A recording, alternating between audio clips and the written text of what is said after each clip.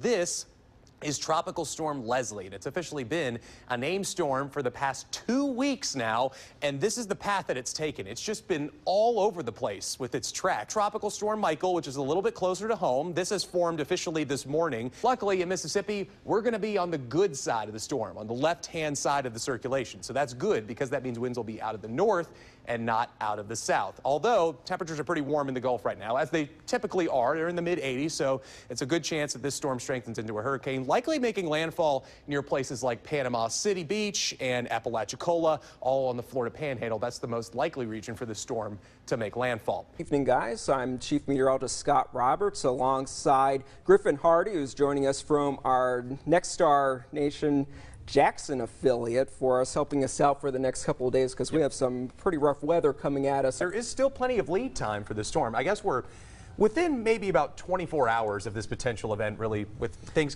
really starting to go downhill. The power will essentially go out for nearly all of us, and in that situation it's important to keep your phone charged because you'll need a way to get warnings. So everybody within our television market is currently under some kind of warning, whether that be a tropical storm warning or a hurricane warning, and then those extend all the way up into South Carolina, as you see there. Middle Georgia, the coastal empire into the low country of South Carolina, all included in that. There's the latest advisory package from the National Hurricane Center. The winds surrounding the center are up to 140 miles per hour. That makes it a solid Category 4 hurricane. Ground zero, so to speak, will be Panama City Beach. In places to the east of Panama City, this is where a lot of the storm surge will be. We're talking about 9 to 13 feet of inundation because a lot of these areas are really low-lying. There's a lot of swamps and estuaries in this part of Florida. It's 7:30 right now.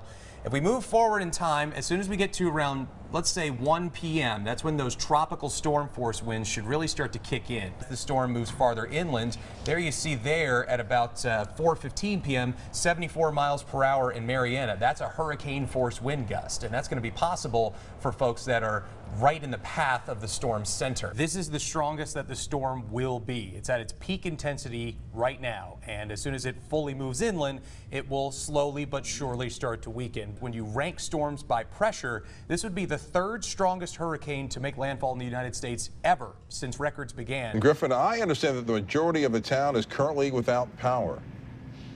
That's correct, Byron. The winds got strong enough for us to be concerned about the tower on top of the station getting knocked over. So we had to make the call to drive out into it and then move ourselves to Houston County EMA at first and then to the Civic Center in downtown Dothan. But even this far inland, about 80 to 90 miles inland, there's still tons of trees down, and we couldn't even get back to the station because there's trees that are just littered all over the roadway. So even between Dothan and where the station is, about 10 minutes outside of town, there's loads of damage here.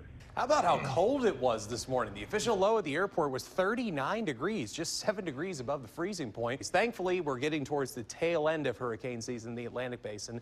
But in the East-North Pacific, it's still very active. We have Category 4 Hurricane Willa, which is about to make landfall in the next 36 hours on the western Mexican coastline. It's Category 4 with winds of 155 miles per hour now, but it will be weakening as it moves north and encounters some wind shear. So it'll likely make landfall.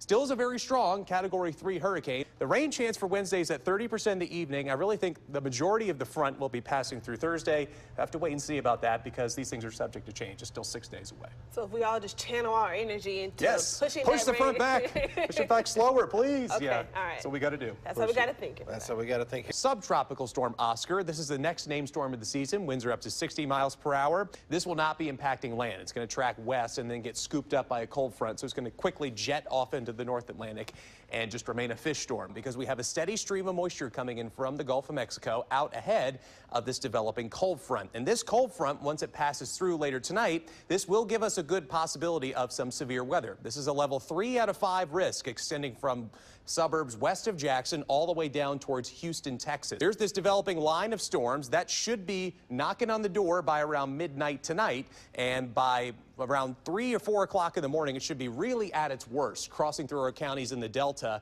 This is where we're likely running into some very powerful winds on the order of 60 to 70 miles per hour, quarter-sized hail on the high end, and then possible tornadoes developing along the leading edge of the squall line. Our next chance of rain coming in Monday and Tuesday. All the more important to have your WJTV weather app or your NOAA weather radio handy, because this is an overnight event, so it makes it a little bit more problematic.